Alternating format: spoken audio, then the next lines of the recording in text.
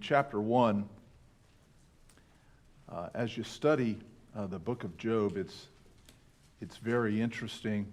His friends come to visit him in his calamity, and they try to console him. And as one writer said, the most irritating form of consolation is unsolicited advice. And so his friends all offered him counsel. They all assume an irritating position of superiority. They all adhere to the prevalent belief that great calamity is to be accounted for as the punishment of great sin. But we know with the life of Job, that was not the case. Job was a righteous man. And so we're going to spend some time in the scriptures here, and hopefully everybody can get something out of it. And if anything, it will help you to keep in mind that no matter how bad you've got it in life, there are many others who've had it much worse. Somebody had said, I'm sorry the nerve problem in my back or hip, what have you, is, such a problem. And my thought is, it could be much worse. I could have cancer, couldn't I, Sister Jackie? I could be battling that for a couple years. I could be in a car accident, permanently paralyzed. Everything in life that we go through, we really need to keep in perspective. And one of the things about the account of Job is it teaches us that we just don't have it that bad, no matter how bad we think we've got it.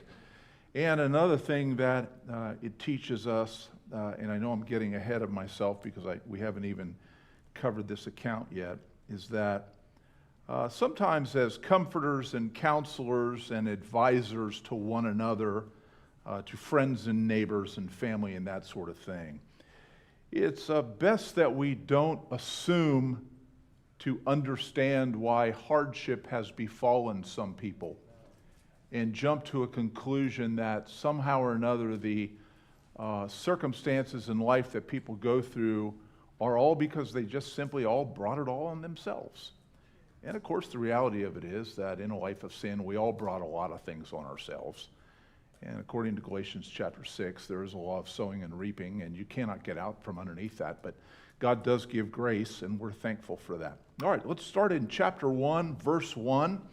There was a man in the land of Uz whose name was Job, and that man was perfect and upright, one that feared God and eschewed evil. All right, so there were born unto him 7 sons and 3 daughters. His substance also was 7,000 sheep, 3,000 camels, 500 yoke of oxen, 500 she-asses, and a very great household, so that this man was the greatest of all the men of the east. And his sons went and feasted in their houses. When he says sons, I don't believe these were little children. I believe his sons and daughters were grown-ups. Every one his day, and sent and called for their 3 sisters to eat and drink with them. And it was so when the days of their feasting were gone about that Job sent and sanctified them, and rose up early in the morning and offered burnt offering according to the number of them all.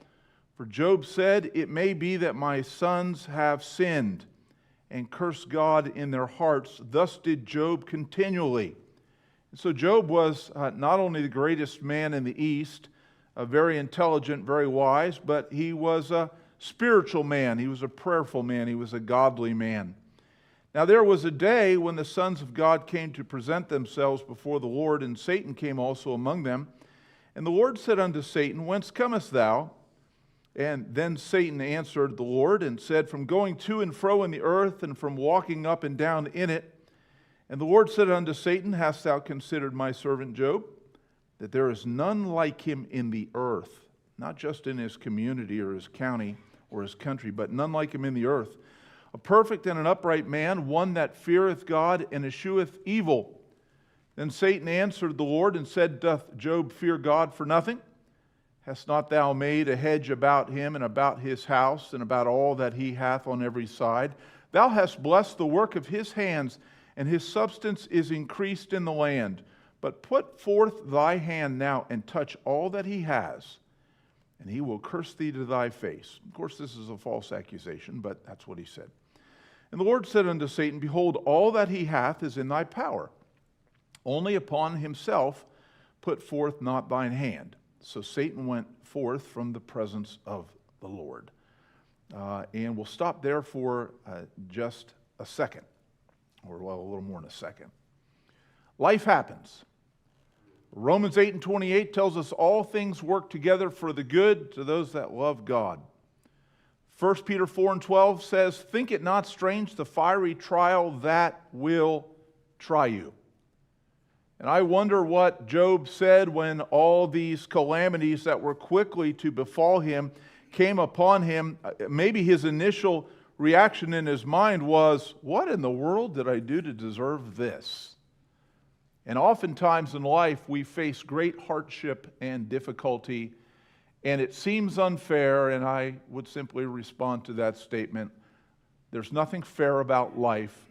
You could have been born in the middle of Africa in some arid, dry place where your family barely scrapes together enough money to survive and to feed themselves. You could have been born in India with a poverty level that is unsurpassed by anything that we call poverty in America. You could have been born in a different day and age, a different time. And so we say life is not fair and life happens, but all things are to be kept in perspective. And when it comes to our own circumstances in life, it's good to remember that God brought Job through all the difficulty that he faced. And God will be faithful to you and I as well, regardless of how hard it is. And as we start to read, we'll see quickly that everything Job had was taken from him. All of it.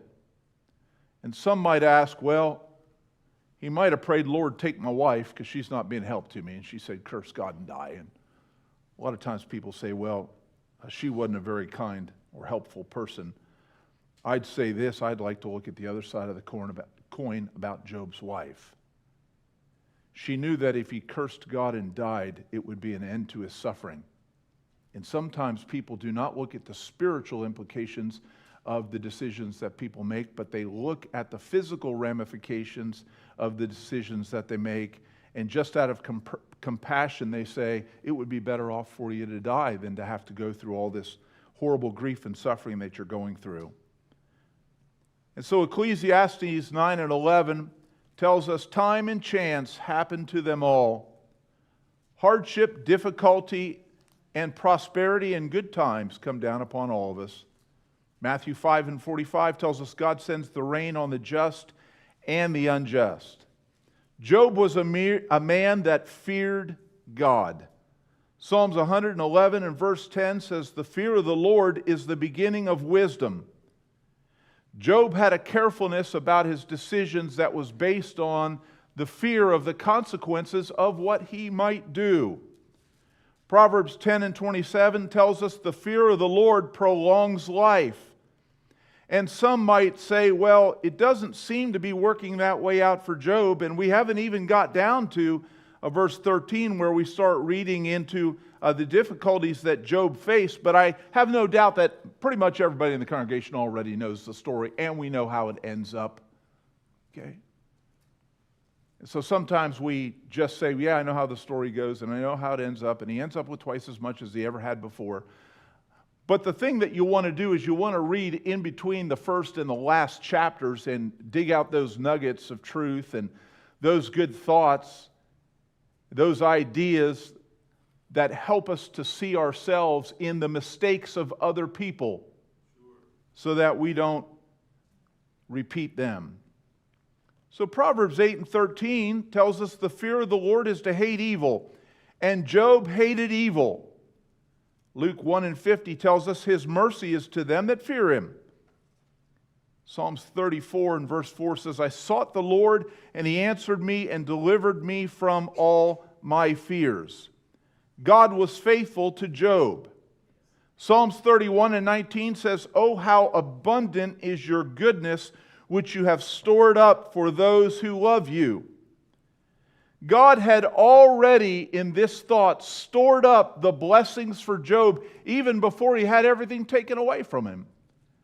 And even when we go through very grievous times in life, very difficult times that cause us great anxiety, great disruption to the course of our day and the week and the month, and adversity robs us of our peace and of our joy and of our assurance that we'll get through it. We ought to be able to keep that calm assurance in Christ.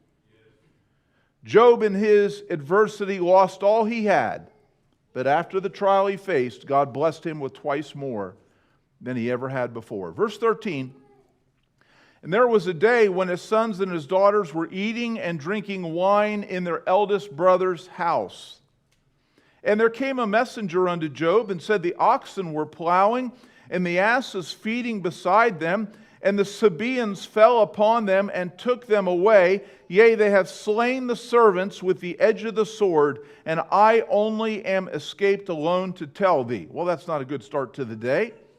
And while he was yet speaking, there came also another and said, the fire of God is fallen from heaven, and hath burned up the sheep and the servants, and consumed them, and I only am escaped alone to tell thee.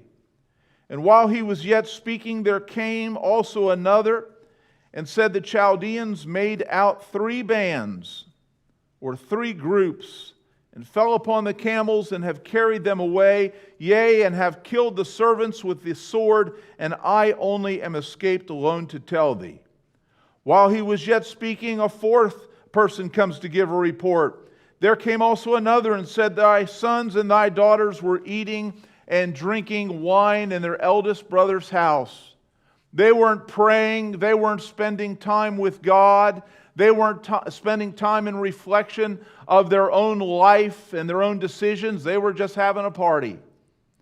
Behold, there came a great wind, a tornado or a cyclone, whatever term you want to use. It came from the wilderness and smote the 4 corners of the house. And it fell upon the young men, and they are dead. And I only am alone to tell thee. Then Job arose and tore his mantle and shaved his head and fell down upon the ground and worshipped and said, naked came I out of my mother's womb, and naked shall I return thither. The Lord gave, and the Lord hath taken away. Blessed be the name of the Lord. In all this Job sinned not, nor charged God foolishly. And so rather quickly he sees everything that he has worked for, everything that he has built, from his family to his livestock to his property to his buildings, everything completely destroyed, taken away, all of it. And sometimes we go through very, very grievous situations, and I've used this thought before. I remember back in 07 and 08, when there was the housing market crash, and I talked to different ministers, and different ones had said that the economy got so bad in their area that if the men in the home lost their job, they lost their home, unless they had just tens of thousands of dollars saved up to pay their mortgage payments. Because if you lost your job, you couldn't get a job anywhere. Nobody was hiring. People were losing their houses, they were losing their cars, they were losing their assets in the bank, their savings account and their stock portfolios and all that. And many people saw their resources and investments dwindled to almost nothing. And yet over the course of time, the economy changed and people got their lives back together, and they had to move out of the house, but they rented a place for a while and got themselves another one, and eventually bought another house, and eventually got another car. Maybe the old one was repossessed. The point is that life never remains the same, and mark this down, good times never stay unchanged. When we think all things are wonderful and great, and the economy's good, and the stock market's good, and your investments are doing well, and you're healthy, and nobody in your family is sick, and nobody is suffering, and nobody's unemployed, and nobody's in jail, and nobody's on drugs, and nobody's this or that, things can change rather quickly. And it all changed for Job very, very quickly. And when things got at their worst, or seemingly at their worst. Oh, it gets better, meaning it gets worse. Job prayed. And when you face extreme adversity in life, and remember this message may not be for you tonight, but it may be a message that you need in a year or two. And when extreme difficulty comes your way, I want you and I to all be like Job. When everything falls apart, when it seems like we're losing it all, when great affliction comes our way, great financial hardship, great physical affliction, maybe the doctor says you've got a terminal illness and there's nothing that they can do, and they've given you 4 months or 6 months to live, or a year to live.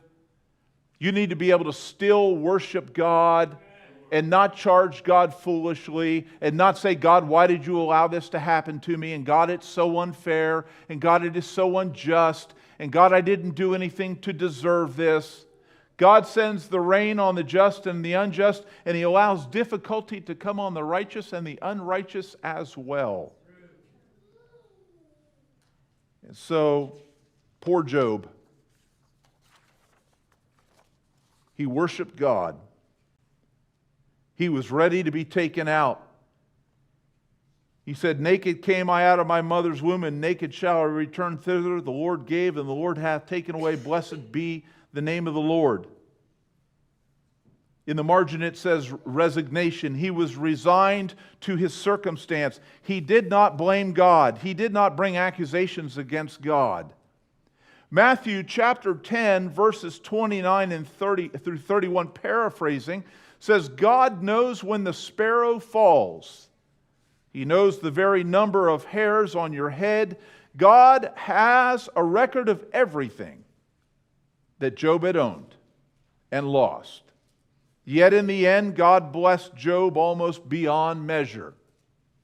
And when you feel like circumstances in life are such that you're losing everything, I want you to realize that God is up in heaven and He has got a record of that. And He says, I know you're losing this, and I know that's going to be taken away, and you're going to have to give that up, and you may lose the car, you may lose the house, you may lose this, you may lose the other thing. And God has, if I could use this simple thought, God's got a little piece of paper up in heaven with your name on it and all the stuff that you've lost. Now, I don't believe God has to write anything down. And I don't think God has need of pen or paper. But God has the list. Brother Greg and Sister Betty's house burned down, 3 weeks ago. God has a list of every single thing that was in the house, even if they don't. And God will bless them greater than what they had before. I believe that. I know some things you can't replace. You can't find the old wedding pictures if you don't have the old negatives and that sort of thing, but God knows. And whatever you go through, God knows, and He's got it written down, and God can say, if you'll just live right, not charge me foolishly, and you'll allow me to try you and to prove you, I will bring you through. And even when some, with good intentions, but with distorted thinking, try to blame you for your circumstances, which is what happens to Job in the next several chapters. Know this, I'll bring you through. I've got it all written down, says God. And so God has the very hairs of our head numbered. Let's consider for a moment the character of Job. And I want to look at the word eschew. The Bible said he eschewed evil.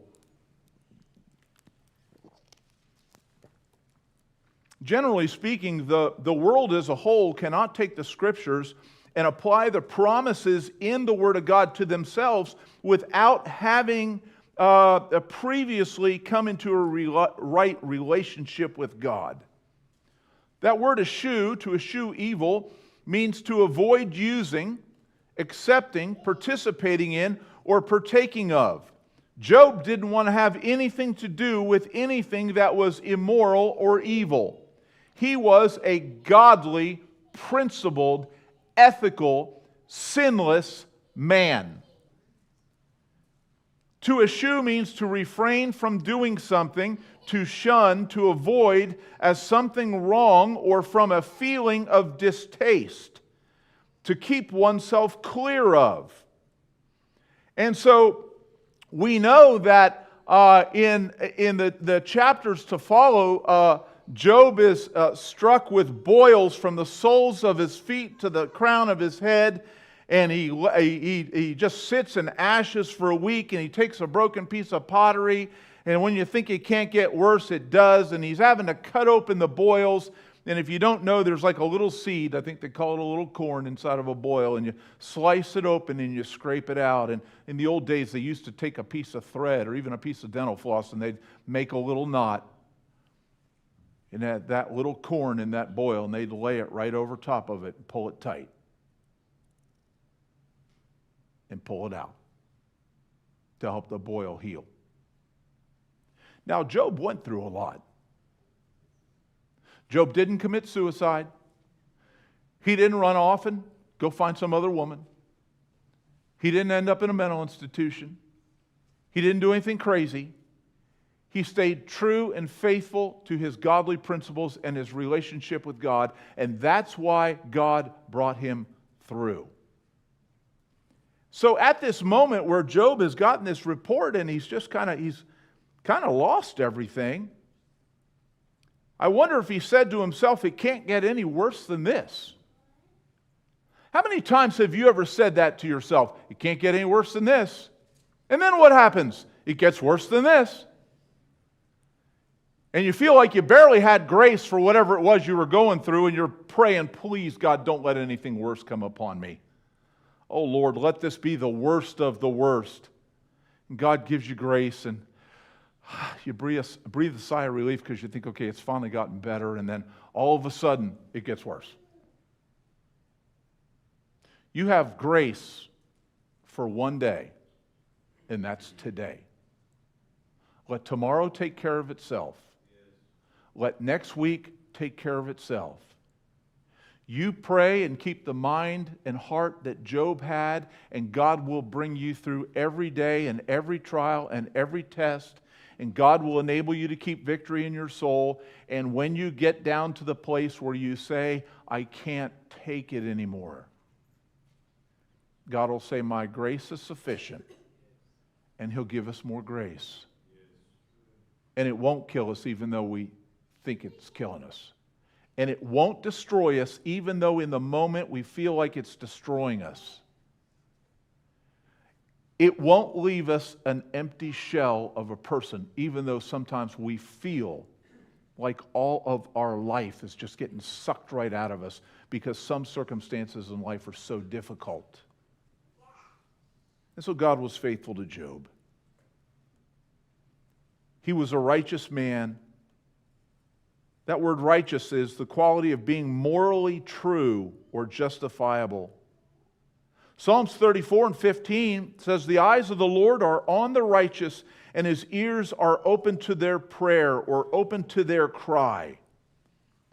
God heard the prayer of Job because he was a righteous man, not because he was wealthy or well known. His wealth and his prosperity and his intellect and his intelligence and his sound judgment, it all came from God. It was nothing that he earned. God blessed him because he was a righteous man. And so God was listening to Job and seeing Job's circumstance. Even Jesus on the cross said, my God, why hast thou forsaken me? Sometimes in our humanity, we feel forsaken when we're going through a certain level of pain that is affecting us not only physically and emotionally, it is affecting us mentally. And if you've ever been at that place where you are in so much pain, you feel like you're losing your mind, then you'll understand what I'm talking about. And God says, I still have grace. And Jesus is getting those nails, the spikes pierced into his hand. We say his hands. Different ones say in his wrists and in his feet. The spear pierced in his side. And in his humanity, Why have you forsaken me? And sometimes we feel that way. And I tell you what, the Bible says, David said it, I believe, I've never seen the righteous forsaken, nor his seed begging bread. God does not forsake his people. Even down to death's door, even into bankruptcy, even into foreclosure, even into having a terminal illness, God does not forsake his people. He always takes care of his own. And so, God's eyes are open to the righteous, and his ears are open to their prayer. Matthew 5 and 6 tells us, blessed are those who hunger and thirst after righteousness. I believe Job was a thirsty man, if I could coin a corny phrase. He thirsted after the things of God. Righteousness, it is the quality of being right in the eyes of God, not in the eyes of men. And there's a difference. And oftentimes the comforters in our lives will judge our moral character based on the circumstances that we are dealing with at the time. And that can oftentimes be a very unfair judgment that is passed. Job was a conscientious man. He was a man of great moral conduct and action. He was holy. Holy, living or undertaken with highly moral or spiritual purpose. He was saintly, we could say. He was wealthy. God blessed him. All the things that God gave, God allowed to be taken away. And you and I are no different than Job. Regardless of how much you may accumulate in this life, how many houses and lands and cars and stock accounts and IRAs and retirement and 401ks and annuities and all these sorts of things, God can allow all of it to just go away. All the more reason to keep our purpose of life on this, on heavenly things, rather than the things of the world. No doubt he was extremely intelligent. I believe he was also a man of great humility. He was very wise, very moral. We might compare him to Moses or to David, to Solomon in many regards. Numbers chapter 12, let's go there if you would please.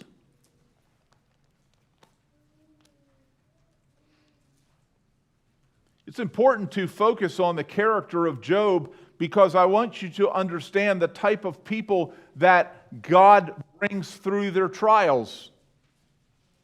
The Bible says God hears not the prayers of sinners, but those that worship him and do his will. I believe Job was living to all the knowledge that he had at that time.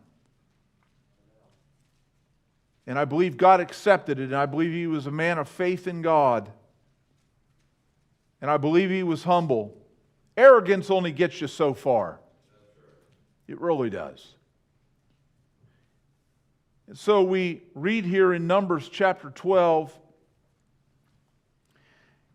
in verse 3, now the man Moses was very meek above all the men which were upon the face of the earth.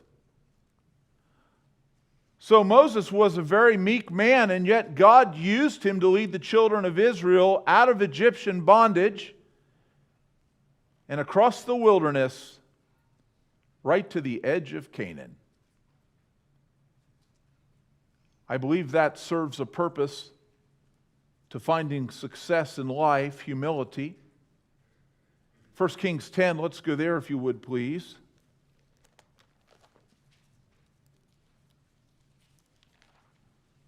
You want God to bring you through your trials? Live a godly life. Eschew evil, hate the wrong, and do the good. And I believe God will bless you. It's been proven time and time again.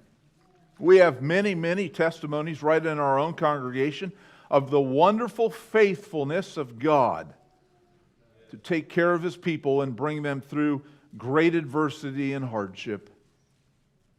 1 Kings 10, verse 1, and when the queen of Sheba heard of the fame of Solomon concerning the name of the Lord, she came to prove him with hard questions. She came to Jerusalem with a very great train with camels that bear spices and very much gold and precious stones. And when she was come to Solomon, she communed with him of all that was in her heart. And Solomon told her all her questions. There was not anything hid from the king which he told her not. And when the queen of Sheba had seen all Solomon's wisdom in the house that he had built, and the meat of his table, and the sitting of his servants, and the attendance of his ministers, and their apparel, and his cupbearers, and his ascent by which he went up into the house of the Lord, there was no more spirit in her. You might say, what do you mean no more spirit in her? I believe there was no more spirit within her or desire within her heart to question the wisdom of this man. She said to the king, it was a true report that I heard in my own land of thy acts and of thy wisdom. Howbeit, I believed not the words until I came, and my eyes have seen it. And behold, the half was not even told me. Thy wisdom and prosperity exceedeth the fame which I heard. And so I'd like to say I believe that Job was a man who was humble like Moses. And I believe that he was a man that was wise like Solomon. We all know the story over there in 1 Kings 3. Let's go ahead and read it. You don't get to have 7,000 sheep, 3,000 camels, 1,000 oxen, and 500 donkeys, and an unnumbered number of servants by being stupid. It takes an extremely intelligent, disciplined, capable individual, rather man or woman, to accomplish and accumulate all of those things. This wasn't some local town drunk who just stumbled upon all this stuff and he just got it somehow. God was very, very faithful to him, and God blessed him. And so we'll read here in 1 Kings 3. Let me turn my page back. In verse 16, then came there two women that were harlots unto the king and stood before him. And the one said, O my Lord, I and this woman dwell in one house, and I was delivered of a child with her in the house. They both had their babies same time in the house. It came to pass the third day after that I was delivered, that this woman was delivered also, and we were together. There was no stranger with us in the house, save we two in the house. And this woman's child died in the night because she laid on top of it. And she arose at midnight and took my son from beside me, while thy handmaid slept, and laid it in her bosom, and laid her dead child in my bosom. And when I rose in the morning to give my child suck, behold, it was dead. But when I had considered it in the morning, behold, it was not my son which I did bear. The other woman said, No, but the living is my son, and the dead is yours. And this said, No, but the dead is thy son, and the living is my son. Thus they spake before the king. Then said the king, the one saith, This is my son that liveth, and thy son is the dead. And the other saith, No, but thy son is the dead, and my son is the living. And the king said, Bring me a sword. And they brought a sword before the king. And the king said, Divide the living child in two. Go ahead and cut him in half, right down the center. Give half to the one and half to the other. Then spoke the woman whose the living child was unto the king, for her bowels yearned upon her son. She said, O my Lord, give her the living child, and in no wise slay it. But the other said, Let it be neither mine nor thine, but divide it. What a horrible attitude the second woman had. Then the king answered and said, Give her the living child, and in no wise slay it. She is the mother thereof. And all Israel heard of the judgment with the king, which the king had judged, and they feared the king, for they saw that the wisdom of God was in him to do judgment. And I read that because I want us to understand Solomon was a man of great judgment, and I believe Job was too. And you might ask the question, so how is that relevant to me? Well, I'd like to say this, that I know Moses was raised up in Pharaoh's house, but if it wasn't for God, Moses would have never been able to do what he did. And I know Solomon was the son of David, and he was very wise, and he was privileged to grow up in the palace and to have all the wise men around and learn from great men and all those sorts of things. But I tell you what, I dare say David had some other kids that weren't half as smart as Solomon was. Wisdom comes from God. And Job had to have the wisdom of God to accumulate all that he did accumulate, and he had to have the wisdom of God to go through his extreme adversity and hardship. And God was faithful to him, and God gave him wisdom, and he didn't quit, and he didn't throw in the towel, he didn't backslide. In 1 Samuel 13 and verse 14, the scripture says, "The Lord sought a man after his own heart." Those are the words spoken of David. Because Saul had failed. Saul had failed God, and the kingdom was taken from him. And so the Lord sought a man after his own heart, and he found David.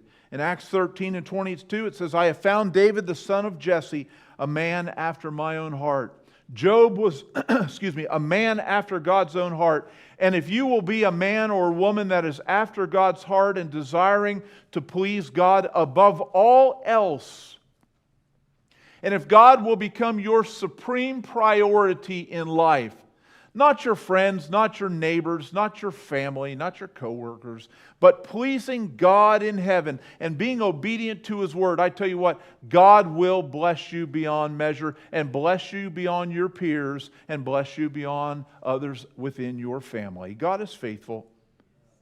Job was a righteous man. He was a godly man. I believe Job was like David. He was a man after God's own heart. An entire book in the Bible is dedicated to the account of the horrible trial that he went through, and he stands as an example to you and I. None of us have faced the degree of difficulty that Job faced. We read to you over there in Job chapter 1, verse 5, that he had a great concern for his children, and we're thankful for that. You say, couldn't God have spared his children? I believe God could have done anything He wanted to.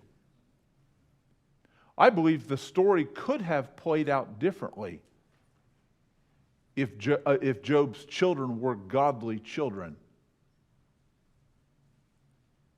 And so sometimes in life, things happen and we wish that the circumstances were different, and yet God allows some things to come our way, even in the lives of our children, because God not only looks on our heart, He looks on the hearts of our children as well.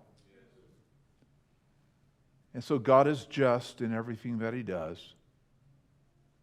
In verse 10, we repeat this thought that he's falsely accused by the devil. The devil says a hedge was put around Job. In chapter 4 of Job, and we'll finish here in just a couple minutes, I'm jumping ahead a little bit, and we will come back next week and fill in some of the gaps.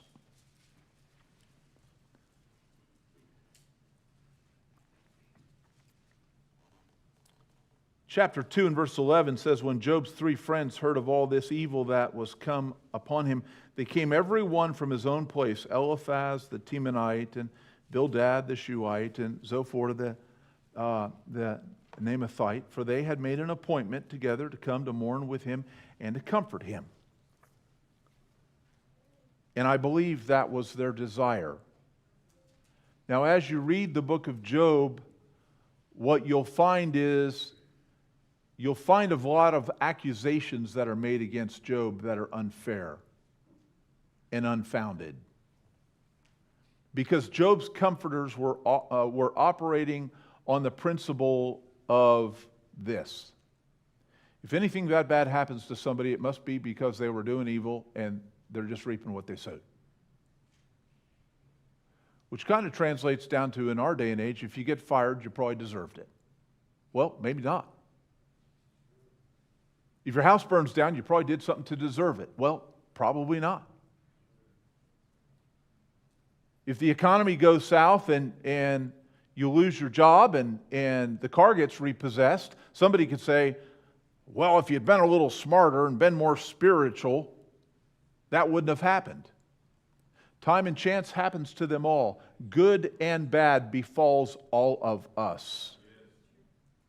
So we don't want to be like Job's comforters and just assume that because some great calamity or difficulty has befallen somebody that we know or care for or that we're friends with, that somehow or another they must have done something to deserve it. So in chapter 4, Eliphaz the Temanite answered and said, "If we essay to commune with thee, will you be grieved or upset? But who can withhold himself from speaking? Behold, thou hast instructed many." This is Eliphaz talking to Job. Job, you've instructed a lot of people. You've strengthened those with weak hands. Thy words have upheld him that was falling. And thou hast strengthened the feeble knees.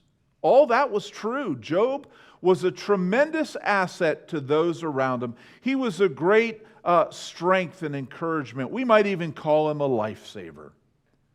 But now it has come upon thee, and thou hast fainted. It toucheth thee, and thou art troubled.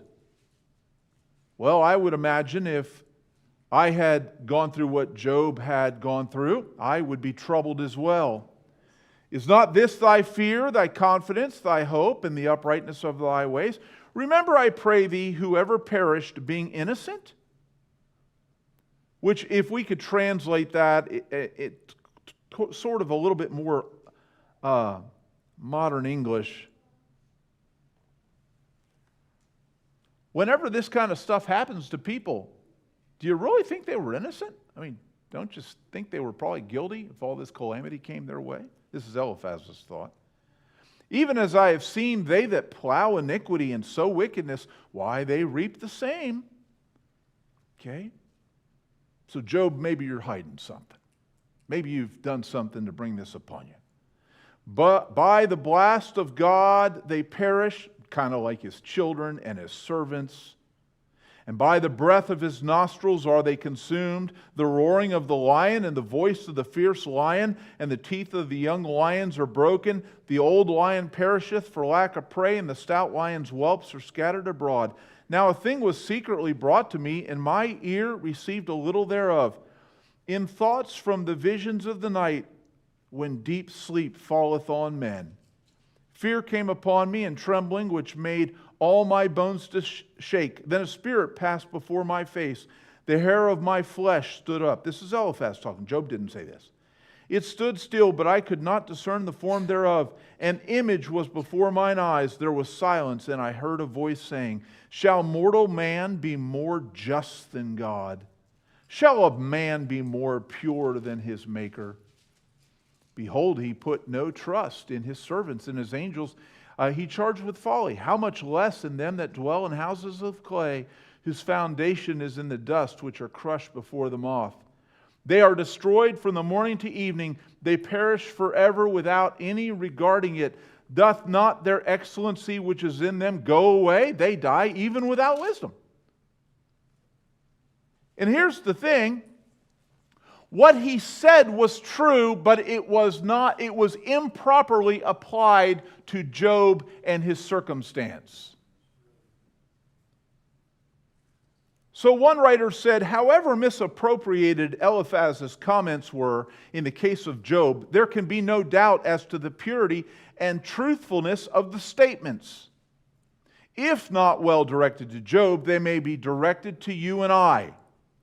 These thoughts would certainly prove true. We see it all the time. There's a law of sowing and reaping, and people go out and do terrible things, and then they reap calamity and hardship and difficulty.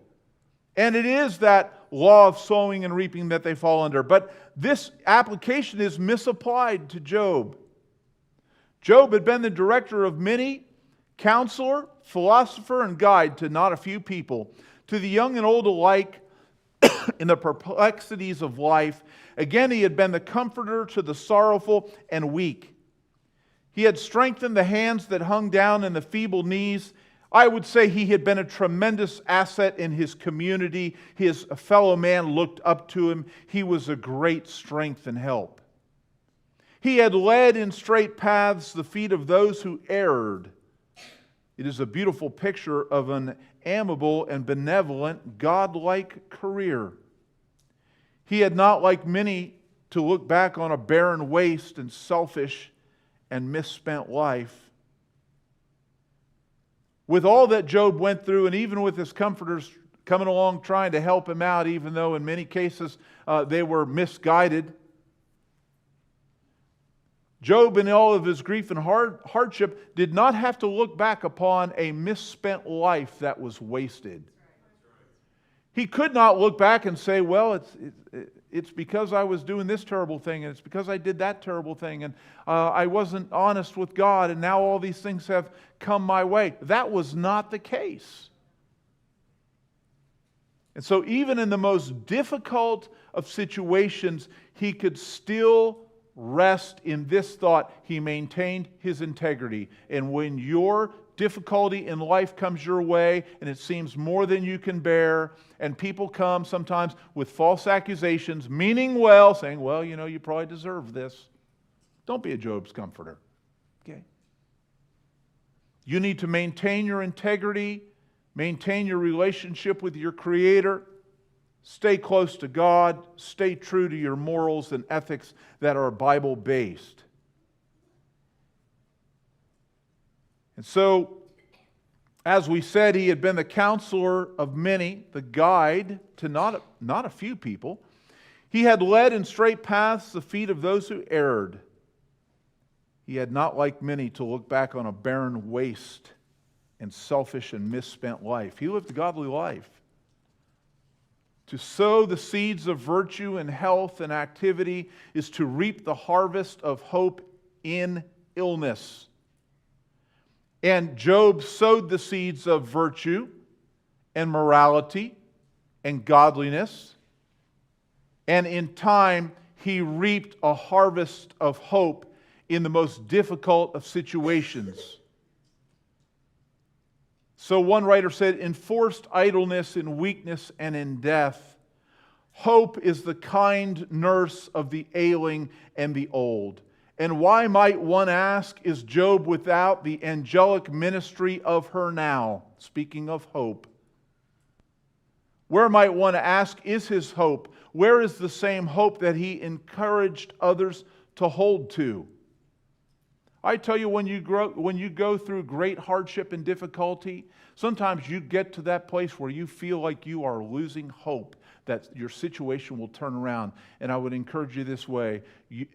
David said, I've never seen the righteous forsaken nor a seed begging bread. And you be persistent in your relationship with God. You be true to the morals and the doctrines of the Scriptures. And I tell you what, God will be very, very faithful to you. General experience proves that calamity points to guilt. General, not absolute. General experience proves that calamity points to guilt. As a rule, it is not good men who sink, nor upright hearts that are utterly overwhelmed. There are or seem to be exceptions of which the philosophy of Eliphaz takes no account. But indeed, how slight are upon the whole these seeming exceptions to the grand moral rule. And the grand moral rule would be, you reap what you sow. And in general, that is true. But in the lives of God's people, John the Baptist did not deserve or earn beheading. Tradition teaches us that all but John the Beloved, the disciples, they were all martyred except John. Jesus was crucified. We could say all of it is unjust, all of it is unfair. None of them earned it. None of them deserved it. They didn't live a life of godless revelry. They were out trying to help the world, and people hated them for that. That is the exception to the rule.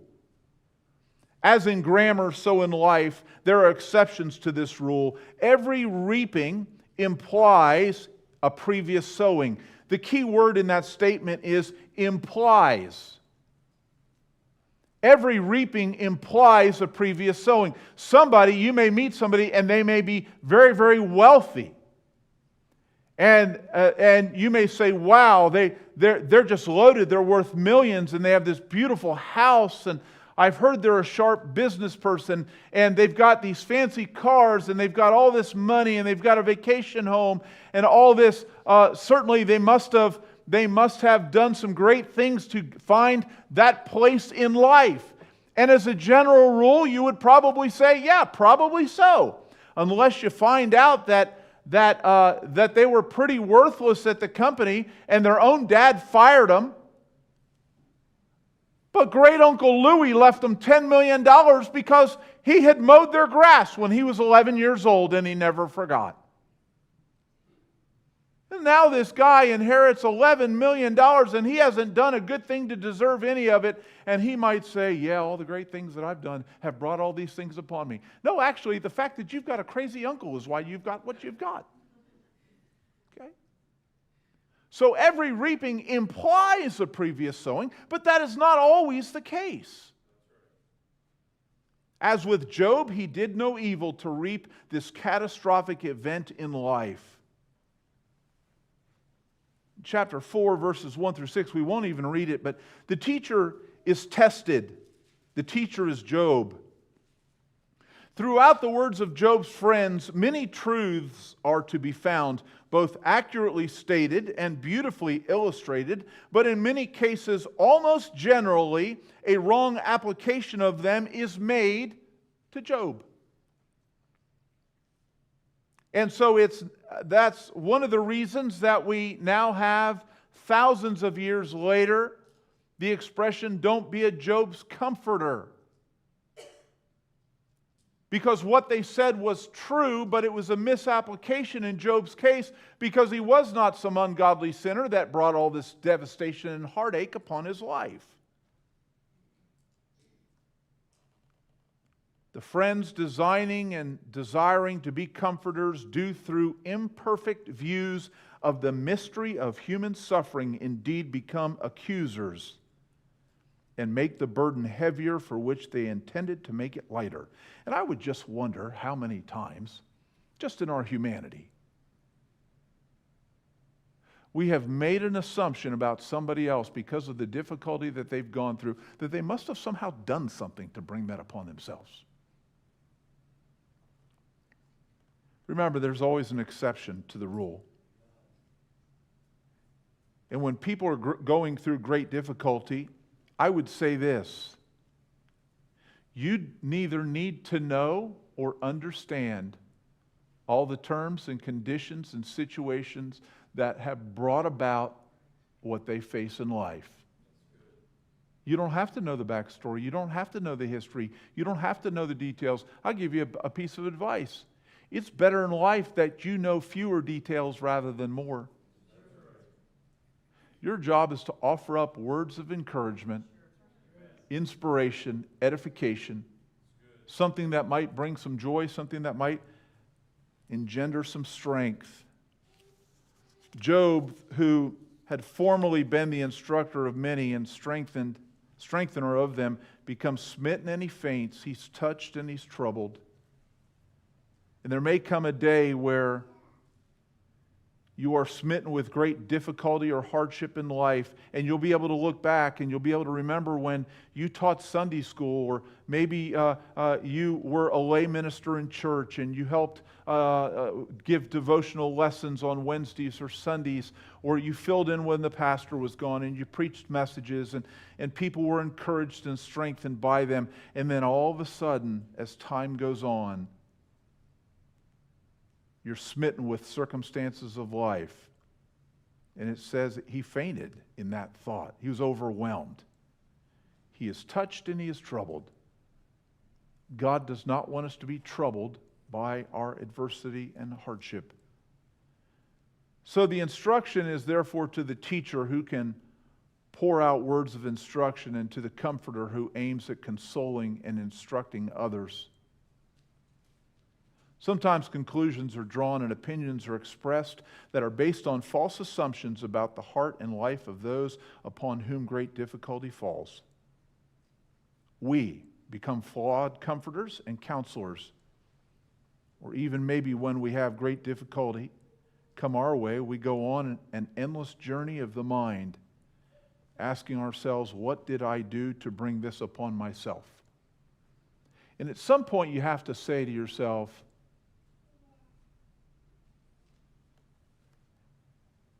I can only benefit so much by rehashing what I did to bring this upon myself. I need to now focus on how do I get out of the situation that I'm in and make wise decisions that I never go back to that same place. And I never sow those seeds of difficulty that have eventually sprouted and grown up and produced thorns and briars in my life that I find very aggravating. And that's the way life is. Job went through great difficulty and hardship, and so will you and I. And I pray that none of us goes through it to the extent that Job went through it. But there's a lesson to be learned for the comforter and a lesson to be learned for the comforted. God help us to be good comforters, and God help us to be comforted when we are in our trial and when somebody offers good words of admonition and encouragement, that we stand upon that instead of standing upon unbelief, doubt, and fear. All right, we'll stop right there. We'll leave our thoughts with you. Let's go ahead and stand. We'll hold steady for a song of invitation. The song leader comes. You feel free to come down.